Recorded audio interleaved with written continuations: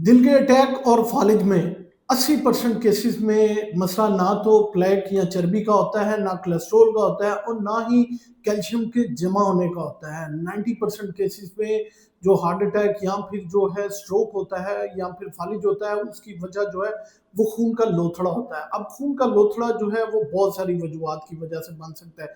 उसमें जो सबसे अहम वजह है वो है सिगरेट नोशी।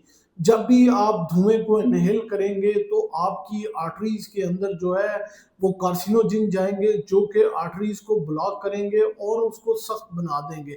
उसके साथ साथ इसका हल ये नहीं है कि आप सिगरेट को छोड़ के वाइप पीना शुरू कर दें, ये ज़्यादा नुकसानदेह है। इसके अलावा जो लोग बहुत ज़्यादा मीठा और शुगर इस्तेमाल करते हैं, उनकी आर्टरीज भी जो है इन्फ्लेमेशन से जो है वो तबाह हो जाती है और उनका ब्लड प्रेशर स्पाइक करता है। अब ब्लड प्रेशर को कंट्रोल करने की और जो है इससे खून के लोथड़े से बचने की जो सिंपल सी एक आदत है वो ये है कि आप विटामिन डी का इस्तेमाल ज़्यादा कर दें।